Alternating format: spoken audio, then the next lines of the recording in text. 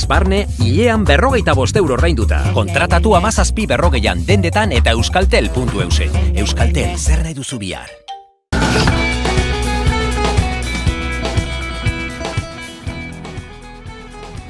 Eusko Alderdi Jeltzaleko tokiko erakunde exekutikoak berritzeko prozesua abian da gaurtik aurrera. Datorren azaroaren 23 eta 24 arte iraungo du lurraldetako buru batzarretako zuzendaritza berriak aukeratzeko bideak. Oraingoz, Bizkaia eta Arabako arduradun nagusiek, Itxaso Atutxak eta Jose Antonio Susok urren ez urren, aditzera eman dute ez dutela karguan errepikatuko.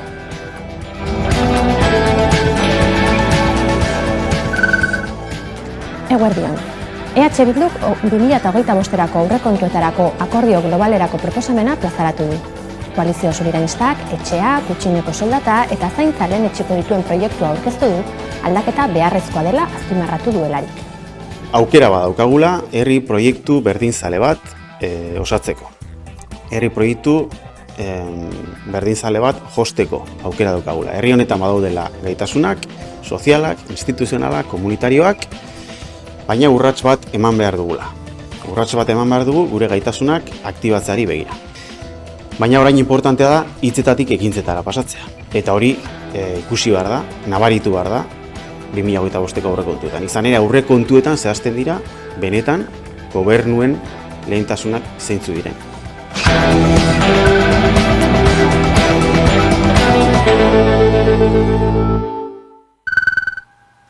Eguerdion guztioi eta ongi etorri gaurko albistegira. EH Bilduk ezagutzera eman du 2025ko aurrekontuetarako akordio globalerako proposamena, Euskal Autonomia Erkidegoko aldundietarako eta jaurlaritzarako egin nahi duen proposamena hain zuzen ere. Bertan, gizarte eskubideekin eta bizi baldintzekin eragin zuzena duten arloak lehenetsi dituzte. Tartean, etxe bizitza, zaintza eta gutxieneko soldata.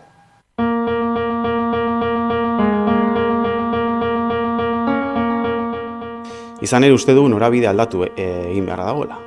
Hori egiteko herri gisa jokatu behar du. Eta konektatu behar ditugu dauzkagun gaitasun instituzional guztia eta daukagun ezagutza instituzional guztia. Dena norabide berdinean.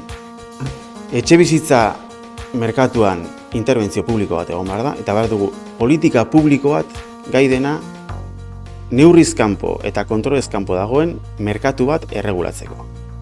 Bigarren, lanbide arteko gutxieneko soldata propioa. Eta horrek asko lagunduko luke lan merkatuan dauden soldata baldintzak hobetzeko. Bereziki gazten kasuan, baina baita ere emakumeen kasuan.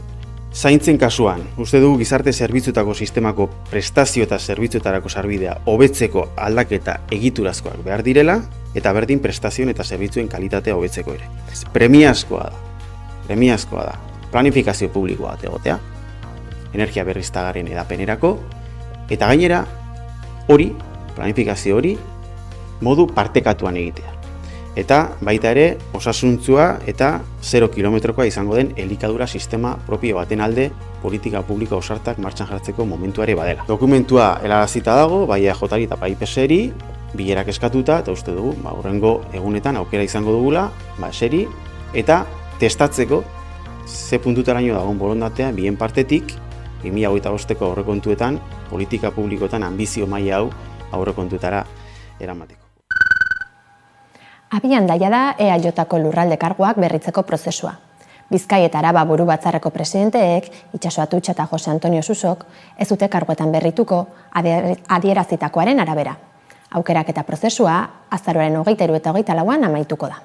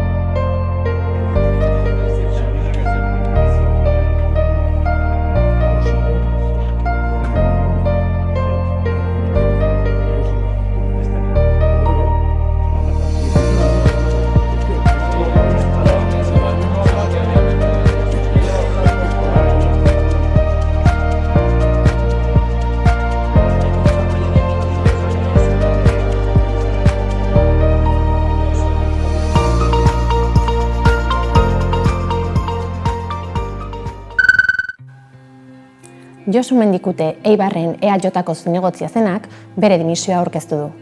Orain arte, jeltzaleen udal bozeramaile izandakoa da Mendikute, baina atzo PSE eta EAJ-ak ezagutzera emandako udal gobernu akordioaren aurka azaldu ostean, bere postua uztea erabaki du. Herritarrei idatziriko agurkutunean, Mendikutek herri ordezkari izanaz harro dagoela adierazi du, defendatu duen guztian sinetsi izan baitu.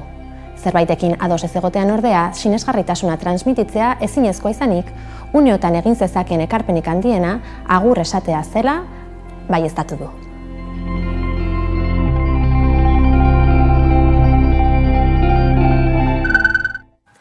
Sarek agerraldia egin du gaur goizean Gasteizen, Europar Batasunean presoen sententzien konmutazioa ahalbidetzen duen lege aldaketaren balorazioa egiteko. Informazio gehiago dauka Aizea Lizarragak. Azken asteotan euskal presoei atzerrean egindako urteak zenbatzen dizkien legearen aldaketaren harira eztabaida berpiztu da. 7/2014 lege organikoaren interpretazio zein aplikazioa izan da hizpide legebiltzarrean. Legea mahaigainean jarri du gobernuak aldaketa legalak proposatuz. Sare herri mugimenduak bere aldetik legearen inguruko balorazioak egiteko elkarretaratzea deitu du Arabako hiriburuan. Legearen aldaketa horiek onartuta normaltasunera itzultzen da. Edo zehatzago esateko duela 10 urte lortu ezen normaltasun juridikoan kokatzen gara. Garai hartan, borondate politikoak hartatuta, legearen testuan ez baitzen jaso Europako zuzentarauak galdaesten zuena. Ikusentzunezko maratoia antolatu du Gure Eskuk datorren azaroaren 16irako. Bagara izeneko ekimena da hau, eta 12 orduz jarraian, euskaldunok herri identitatea islatzea xede duten, bideoak emitituko dituzte gurean 11 telebistan. Bagara presentziala ere izango da, Bilbon, Donostian, Gasteizen eta Iruñean ekitaldiak antolatu baitituzte.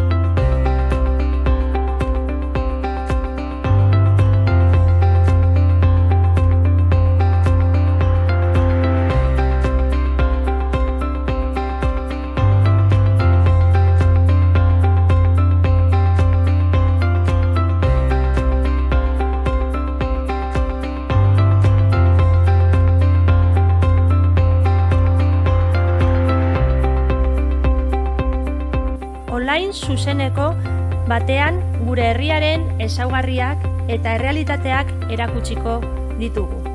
Herri bat bagarela erakutsiko dugu, eta horregatik ekimen honi Bagara izena jarri diogu. Online zuzenekoan bizipen eta proiektu ezberdinak ikusteko aukera izango dugu. Gure Eskuko kanalean zein 11 telebistan izango da ikusgai. Indarkeria matxistari dagokionez, salaketek 6,3 egin dute gora Hego Euskal Herrian, etxeko eta genero indarkeriaren aurkako behatokiaren arabera.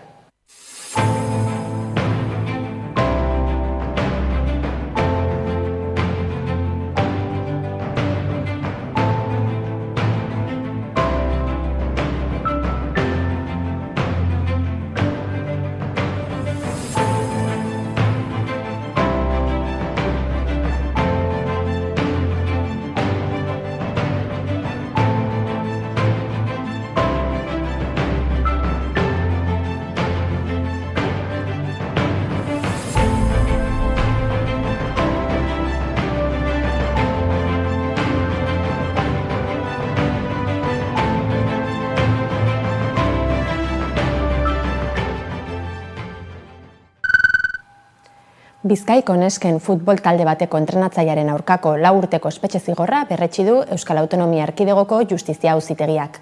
14 urteko adin txikiko neska bati sexu abusuak egin izana leporatu diote gizonezkoari. Euskal Autonomia Erkidegoko Justizia Auzitegiak berretsi egin du Bizkaiko emakumezkoen futbol talde bateko entrenatzei bati ezarritako 4 urteko kartzela zigorra. Entrenatzen ari zen 14 urteko neskato bati sexu abusuak egiteagatik. Auzitegi nagusiak bera jakinarazi duenez atzera bota du akusatuak Bizkaiko Auzitegiak emandako epai horren aurka jarritako errekurtsoa. Izan ere, epai horre frogatutzat eman zuen 2022ko ekainaren 14ko arratsaldean gizonak neskatoarekin topo egita bilatu zuela entrenamendutik kanpo, eta haren jarrera zuzentzeko aitzakiarekin sexu abusuak egin zizkiola. Aurreko egunean hainbat mezu bidali zizkion korrika egitera ateraz gero abisatzeko eskatuz, korrika ondo egiten irakasteko entrenatzailearen ustez adingabeak ez baitzuen ondo egiten. Auzitegiak ebatzi du hori bera neskarekin elkartzeko aitzakia baino ez zela, salatutako sexu erasoa egiteko. Bizkaiko Auzitegiak 2024ko maiatzaren 21ko ebazpenean biktimaren deklarazioaren zehaztasuna eta kontraesanik ez nabarmendu zituen. Gizonezkoak baina errekurtsoa jarri zuen EAEko Auzitegi nagusian, kondenatzeko kargu froga nahikorik ez zegoela argudiatuz biktimaren testigantza zalantzan jarrita. Bada EAEko Auzitegi nagusiak Bizkaiko Auzitegiak emandako ebazpena berretsi du. Espetxe zigorraz gain Auzitegiak eskola futboleko entrenatzaile gisa 9 urtez aritzeko gaitasun gabetzea ere ezarri dio akusatuari, eta kartzelatik ateratakoan zaintzapean egon beharko du 5 urtez. Ezin izango da neskarekin harremanetan jarri ez da harengandik 500 metrora baino gutxegora gerturatu 6 urtean ere. Horrez gain 5.000 euroko kalte ordaina eman beharko dio eta sexu hezkuntzako programetan parte hartu beharko du. Gauzak horrela orain Espainiako Auzitegi Gorenean jar daiteke errekurtsoa.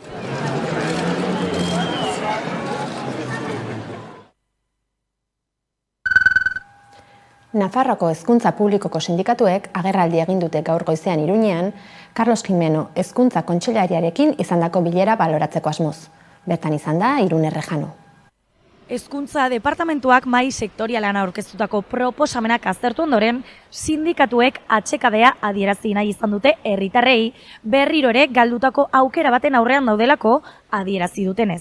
Sindikatuek berriro haien proposamenak Hezkuntza Departamentuari aurkeztu dizkiete, urriaren 22an duten bilera izan aurretik. Hala ere, argi utzi dute gauzak asko betu ezean, greba urriaren 29an mantenduko dutela. Hezkuntza Publikoko sindikatuek Hezkuntza Departamentuak mahai sektorialean eskainitako proposamenen aurrean atsekabea adierazi dute. Galdutako aukera baten aurrean daudela adieraziz. Sindikatuen izenean, Elako Mikel Larrazak prentsaurreko batean adierazi duenez, sailaren proposamenak eskasak dira hezkuntza sistemak dituen arazoak konpontzeko. Honen aurrean, urriaren 29ko greba egunari eusten diotela eta sailarekin egingo duten urrengo bilera hilaren 22ko aurre ikusita dagoela gaineratu dute. Bai, eusten diogu, 7 sindikatuok, irakaskuntza publikoan ordezkaritza daukagun sindikatu guztiok bat eginda jarraitzen dugu grebaren deialdiarekin aurrera, eta espero dugu erantzun positiboren bat izatea departamentuaren aldetik, ze, horraino behintzat iritsiko gara, 29ko greba horretara iritsiko gara zio. Ratioen jaitsiera txikia dela esan dute sindikatuek. Halaber, egoera zaurgarrian dauden pertsonen eskubideen aurkako neurriak proposatu dituztela esan dute. Argi utzi dute ere, ez dela egia saiak irakasleen lanaldia murriztea eskaini duenik. Baizik eta duten adinagatik, lanaldi murrizketa hori zuten pertsonei lankarga handiagoa sartzen saiatu dela. Honen aurrean, Hezkuntza Departamentuari 4 eskakizun egin dizkiete. Ratioen jaitsiera lineala, irakasleen eskubideen urraketarik ez egotea, lan gainkarga murriztea eta erosa ahalmena berreskuratzea ekarriko duen neurriren bat eramatea. Beraz, Hezkuntza Departamentuarekin urriaren 22an bilduko dira, eskaera hauek eztabaidatzeko, beti ere urriaren 29an greba mantenduz.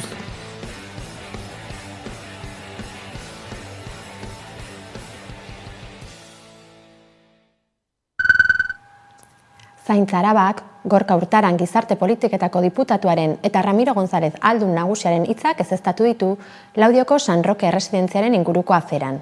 Taldeak gainera, egoitza honetako ongizatearen ardura Arabako Foru Aldundiaren adera azpimarratu du eta ez bertako langileena.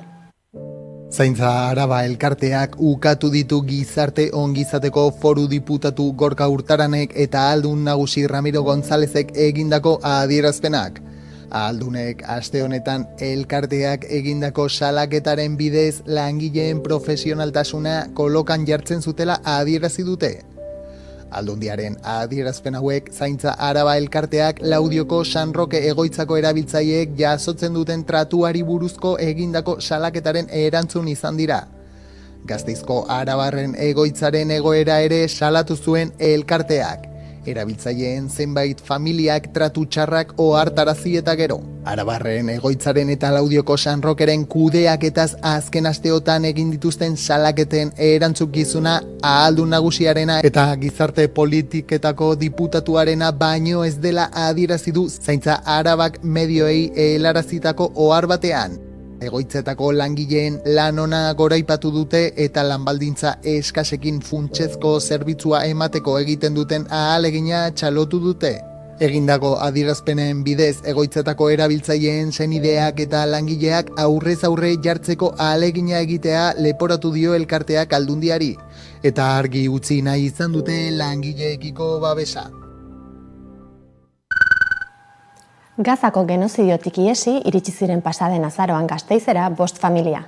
Espainia eta Palestinako nazionalitate bikoitza dute eta Madrilgo gobernuak ordaindu dio orain arte ostatua. Abenduaren 31tik aurrera baina laguntza hori moztu egingo diete eta horrek zaildu egingo die Euskal Herrian bizitzen jarraitu ahal izatea. Euskal Herriko Etxebizitza Sindikatuak eta Kontseilu Sozialistak egoera salatu zuten atzo Gasteizen. 2023ko azaroan, Israelek gauzatutako Gazako genozidioaren hasieraren ondoren, Espainiako gobernuak Espainiar nazionalitatea zuten 129 pertsona aberriratu zituen. Hauetako 26 Gasteizen amaitu zuten 5 familiatan bilduta. Aberriratzea eta urtebete ondoren larrialdi programaren amaiera iritsi da eta Euskal Herriko Kontseilu Sozialistak eta Etxebizitza Sindikatu Sozialistak salatu dutenez, Espainiako gobernuak ez die oraindik behin betiko etxebizitza alternatibarik bermatu. Horretaz gain, taldeek salatu dutenez, ostatu eta hoteletan egon dira baldintza eskasetan eta gainera hainbat alditan behartutako leku aldatzeak pairatu behar izan dituzte. Espainiako gobernuak Euskal Autonomia Erkidegoan duen ordezkaritzak ziurtatu duenez, inola ere ez dute inor etxetik kanporatuko. Urtarriletik aurrera, larrialdi programa luzatzeko aukera edo beste irten bide bat aztertuko dutela adierazi du gobernuak. 2025ko Baionako bestak, uztailaren 9tik 13 bitarte ospatuko dira azkenean. Ospakizun egunen bigarren aldaketa atzora bakizuen Jan Rene Etxegarai alkateak Monde Marsango auzapezarekin elkartu ostean. Izan ere, 2 udalerritako bestak egun beretan gauzatu behar ziren lehen data aldaketarekin eta horrek feriatzaileen haserrea piztu zuen sortuko lirateken diru galerak zirela eta. Egoak ebakidan izkio neurea izango zen. Egoak ebakidan izkio neurea izango zen. Ez zuen aldegingo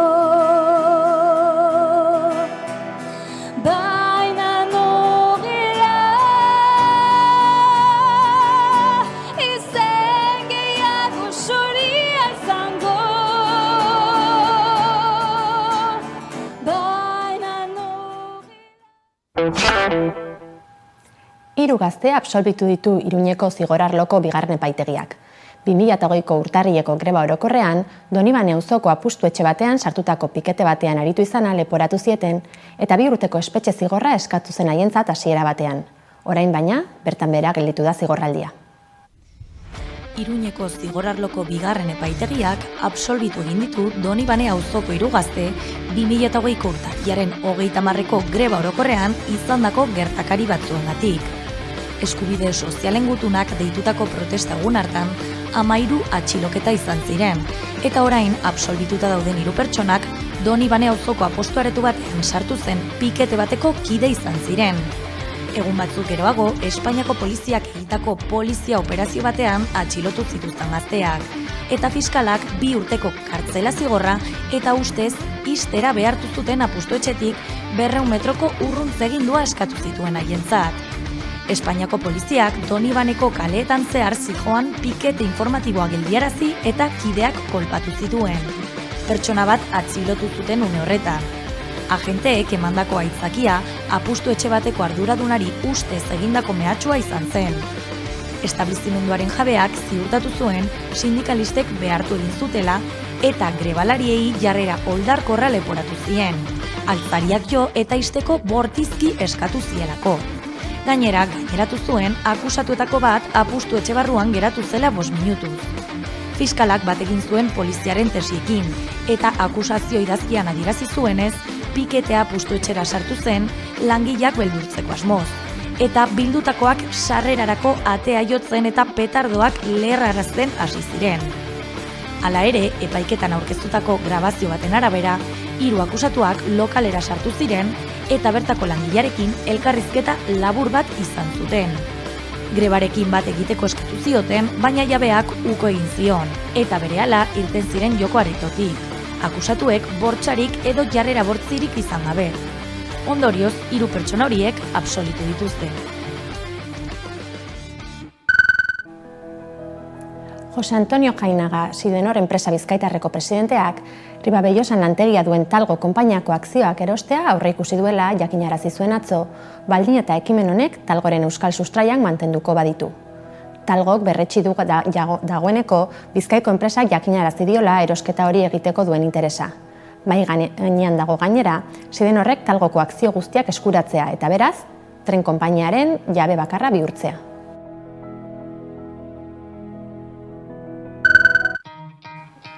Masorantz konpainiako zuzendaritzak enplegu erregulazio espedientearen barnean proposatutako 650 kaleratzeak onartu dituzte UGT eta FETIko sindikatuek Madrilen gauzatzen ari zen negoziazio mahailean.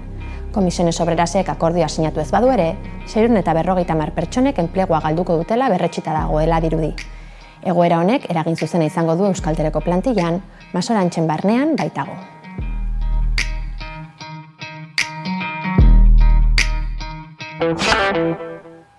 Atzo goizean aurkeztu zuten Durangoko azokaren aurtengo kartela. 59. edizioa da 2024ko musika eta liburu ekitaldi honena. Aurtengo Durangoko azokak badauzka kartela eta leloa. Asteazken honetan eman dituzte ezagutzera Landakon egindako agerraldian. Hartzea ematea da aurtengo leloa eta euskal kulturaren hartzaile premiari erantzuteko ahalegina egingo du aurten Durangoko azokak. Jakin badakigu euskarazko sorkuntza oso aberatsa dela, baina ez daukan nahiko hartzaile bere herrian. Hor dago premia momentu honetan, eta Durangoko azokak horri erantzuteko ahalegina egingo du. Azokara etortzea, ikustea, hartzea, kulturgintzari auspoa ematea ere badelako. Gerediaga elkarteak euskarazko sorkuntzari bultzada ematen jarraituko duela esan du Nerea Mujika elkarteko presidentea. Azokaren sortzaile eta bultzatzaile guztiei eskerrak eman dizkie, eta aipame berezia egina izan dio Jon Irazabal azokaren zuzendari izandakoari. Eta gaur, bereziki, Jon Irazabal Agirre aipatu nahi dut. 30 urtean azokaren zuzendari izandakoa. Ondare itzela utzi digu. Aurtengo azokan gogoan izango dugu, zelan ez, Jon.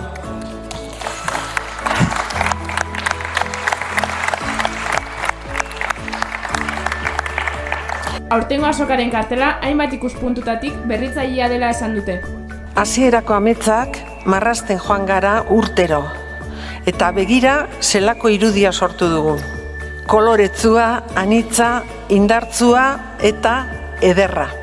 Benetan ere, olasi, ez da gizurrik, benetan, olasi. Iaz esaten genuen bezala, fantasia hutsa. Udatxo eta balu artistek egin dute aurtengo kartela, eskulanari garrantzia emanez. Hartzea ematea da lema abiat puntu gisa hartu genuen, eta honi buelta asko eman ondoren, pentsau genuen esku batzuk irudikatzea, alde batetik hartu emanakin zerikusixe handixe daukelako, eta bestetik baluketanik eskuk ibiltzetxeolako artelanak eiteko. Durangoko azoka abenduaren 5-tik 8 egingo da.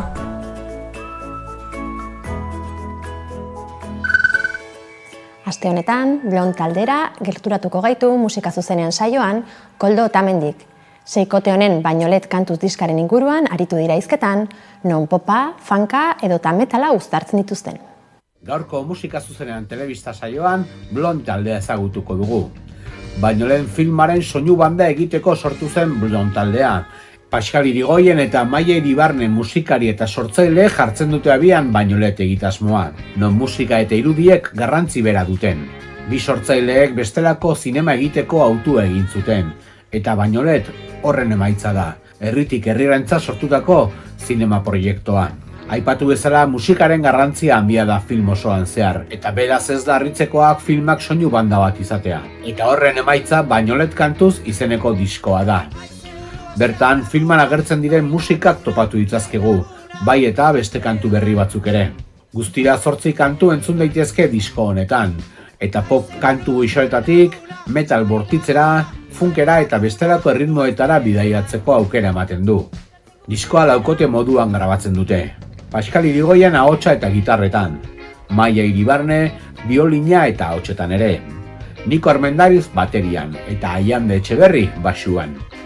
Formato horretan egiten dituzte kantu guztiak eta horrela grabatuak izaten dira. Bidean hainbat lankidetza eta kolaborazio, eta horietako bat Ane Garziaren ahotsa Han kantu ederrean. Filmak egin du bere bidea eta orain musikari tokatzen zaio, eta hortara dator Blond taldea. Seikote moduan taularatzen dira, aipaturiko 4 musikari ez gain, Katin teklatuetan eta Azpia ahotsetan eta Paul gitarretan osatzen dute seikote berria.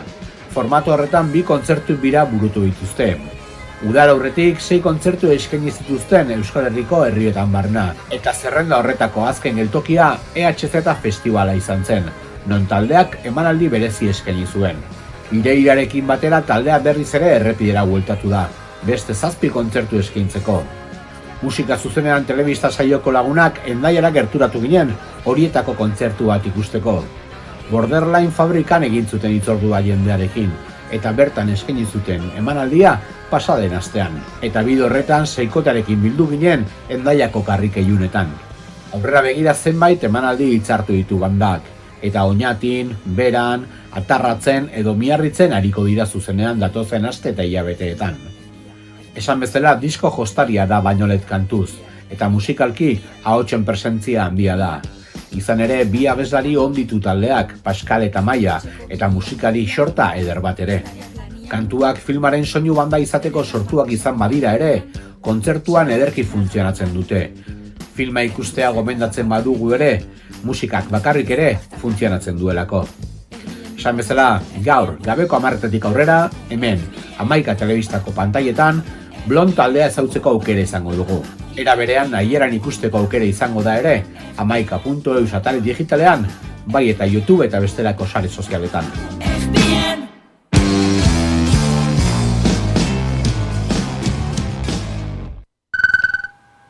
Ikusentzunezko hainbat ekoizpen berri ikusi ahalko ditugu euskaraz, plataforma ezberdinetan aste honetatik aurrera. Kaixo, egunotan ere euskarazko eduki oso interesgarriak iritsi dira. Adi. Netflixetik 2 izenburu, El lugar de la otra pelikula, Maite Alberdi jatorri euskalduneko zuzendari txiletarraren lan berria, Txilen 1955 urtean girotua, eta Lincolnen abokatua telesailaren 3. denboraldia ere iritsi da, epaiketa dramak gustuko baituzue ikusi beharreko telesaila. Prime Videon aldiz, Citadel Diana telesaila, Citadel telesaila estatuatuarrarekin hasitako proiektuaren lehen sekuela da. Milanen, Italian 2030 urtean girotua, protagonista nagusia Diana Cavalieri da, Citadel agentziako agente sekretua. Primeraren, Jo Mai telesaila. Udako kanpaleku baten azken gauean, nerabe talde bat basoan desagertuko da. Haiekin dagoen begiralean Mai da, neska karismatiko bezain goraberatsua. Erreskate taldeak gazteak salbatu nahian ari diren bitartean, ametsak, desirak, maitasuna, autoezagutza, drogak, bezalako gaiak azaleratuko dira. Eta azkenik, Hamaika Telebistaren Zozoak Beleari podcasta. Laura Arrek eta Dan Elitiusek bideo podcast honen denboraldi berria eseinatuko dute. Aurkezle gonbidatu bat izaten dute saio bakoitzan eta hiruren artean gertuko elkarrizketa bat josiko dute. Askotariko beldurren inguruan hitz egin eta hausnarketa oso interesgarriak egiten dituzte. Saioa YouTubeen, Hamaika Telebistako aplikazio nahieran zerbitzuan eta Spotifyn ikusgai daukazue. Eta gogoratu euskarazko nobedade guztien berri izateko, zernonikusi.eus webgunean sartu behar duzuela. Hurrengo arte. Gure aldetik, besterik ez. Gogoratu Hamaikaren webgunea eta sare sozialak eskuragai dituzuela informazioa zabaldu nahi izan ez gero. Ondo izan eta bihar arte.